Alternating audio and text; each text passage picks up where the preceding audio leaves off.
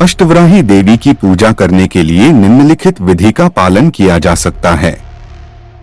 पूजा की सामग्री: कलश जल से भरा हुआ, सिंदूर, हल्दी, चंदन, फूल विशेषकर लाल फूल, धूप, दीप, नैवेद्य फल, मिठाई, पंचामृत, पान, सुपारी, कुमकुम और अक्षत। आसन: पवित्र स्थान पर लाल या पीला वस्त्र बिछाएं। घंटा या शंख, माला, रुद्राक्ष या लाल चंदन की। पूजा विधि: स्नान और शुद्धि: सबसे पहले स्नान कर स्वयं को शुद्ध करें। पवित्र वस्त्र धारण करें। आसन स्थापित करना: पूजा स्थान पर एक पवित्र आसन बिछाएं, जैसे लाल कपड़ा।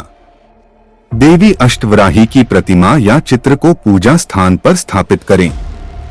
संकल्प: हाथ में जल, फूल और अक्षत लेकर देवी की पूजा करने का संकल्प करें। कलश स्थापना: कलश की स्थापना करें और उसमें जल भरें। उसमें आम के पत्ते और एक नारियल रखें। इसे देवी का प्रतीक मानकर पूजन करें। पूजन की शुरुआत: देवी अष्टवराही का ध्यान करें और मंत्रों का उच्चारण करें। अष्टवराही देव्यै नमः मंत्र का जाप करें। देवी को जल, अक्षत और फूल अर्पित करें। धूप दीप अर्पण: धूप और दीप जलाकर देवी को अर्पित करें। घी का दीपक विशेष रूप से उपयोग करें। नैवेद्य अर्पण: देवी को नैवेद्य, फल, मिठाई या अन्य प्रसाद अर्पित करें। पंचामृत या दूध का उपयोग भी किया जा सकता है। आरती: देवी की आरती करें। शंख बजाएं और घंटा बजाकर आरती को संपन्न करें। मंत्र जाप: ह्रीं अष्टवराही नमः मंत्र का 108 बार जाप करें। यदि संभव हो तो रुद्राक्ष या लाल चंदन की माला से जाप करें। प्रसाद वितरण: पूजा समाप्त होने के बाद प्रसाद को सब में बांटें और स्वयं ग्रहण करें। विशेष ध्यान: पूजन के समय मन को एकाग्र और शांत रखें। पूजा में शुद्धता और समर्पण का भाव महत्वपूर्ण है। देवी को लाल वस्त्र, सिंदूर और लाल फूल विशेष रूप से प्रिय होते हैं, इसलिए इनका अर्पण करें। इस विधि से देवी अष्टवराही की पूजा करने से उनकी कृपा प्राप्त होती है और साधक की सभी मनोकामनाएं पूर्ण होती हैं। हवन होम हिंदू धर्म में एक महत्वपूर्ण धार्मिक अनुष्ठान है, जिसे विशेष अवसरों, पूजा, व्रत और यज्ञ के समय किया जाता है। हवन की विधि को सही तरीके से करना अत्यंत महत्वपूर्ण होता है, क्योंकि यह पूजा की पवित्रता और देवताओं की प्रसन्नता का माध्यम है। हवन करने के लिए निम्नलिखित विधि का पालन करें। हवन सामग्री: हवन कुंड तांबे, लोहे या मिट्टी का। कुशा आसन बैठने के लिए। गाय का घी। आहुति देने के लिए समिधा, पीपल, पलाश, आम की लकड़ी। हवन सामग्री: घी, जौ, तिल, चावल, गाय का गोबर, नारियल, लौंग, इलायची, कपूर आदि।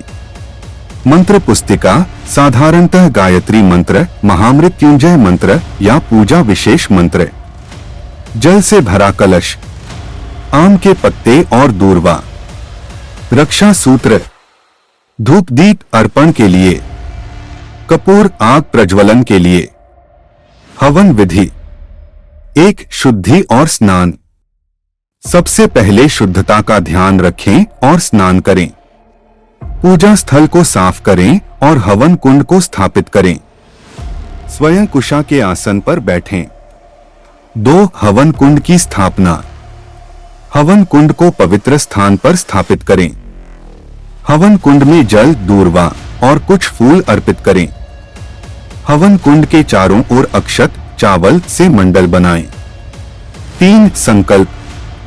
हाथ में जल, पुष्प और अक्षत लेकर संकल्प करें कि आप किस उद्देश्य से हवन कर रहे हैं।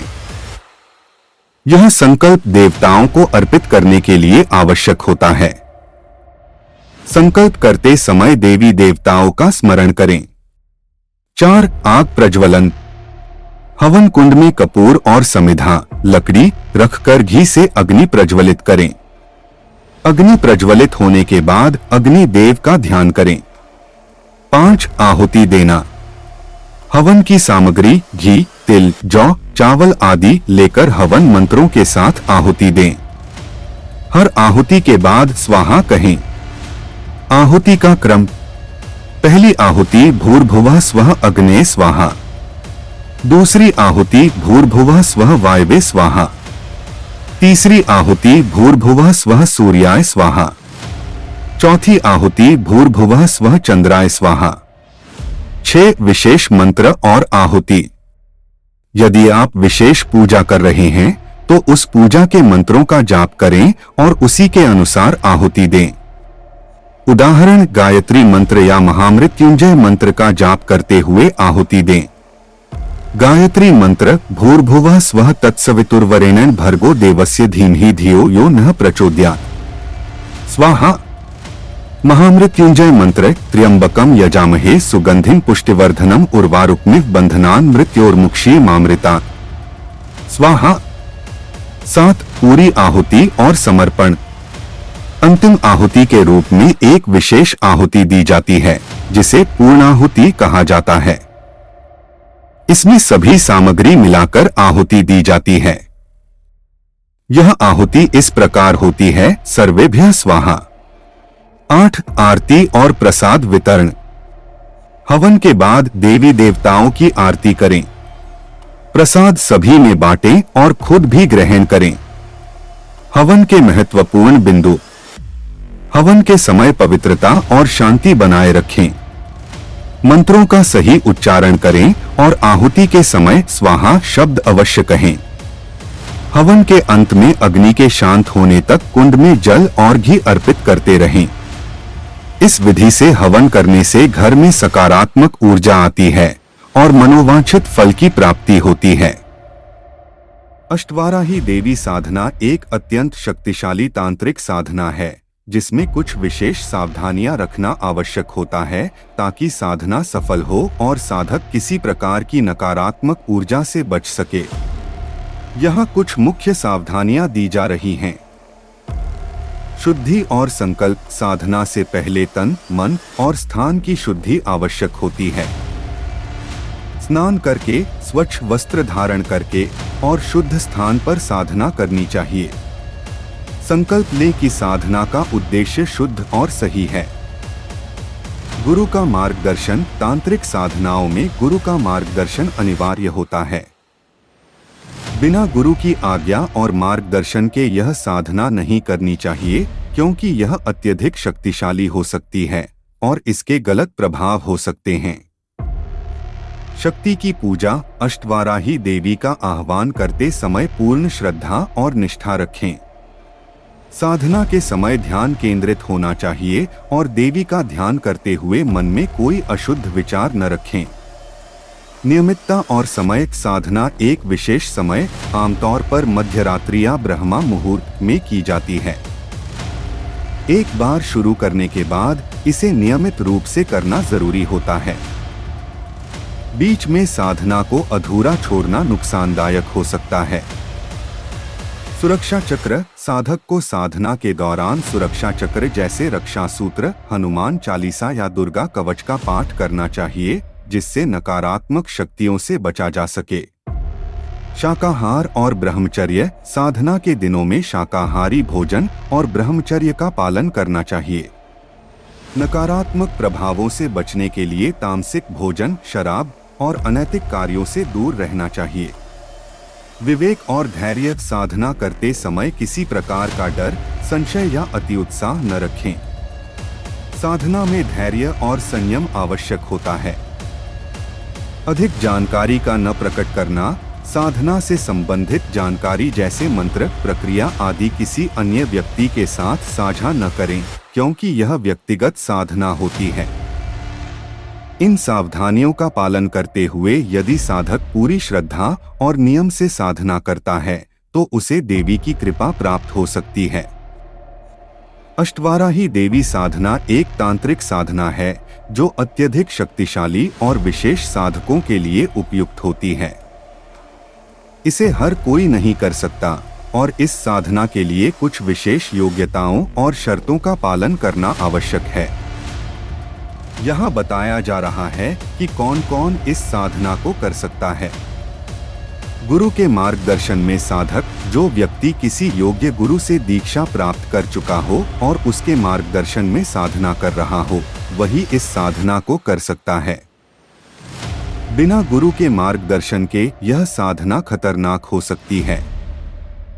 तांत्रिक साधना में निपुण व्यक्ति, तंत्र साधना की जानकारी और अनुभव रखने वाले व्यक्ति ही इस साधना को कर सकते हैं।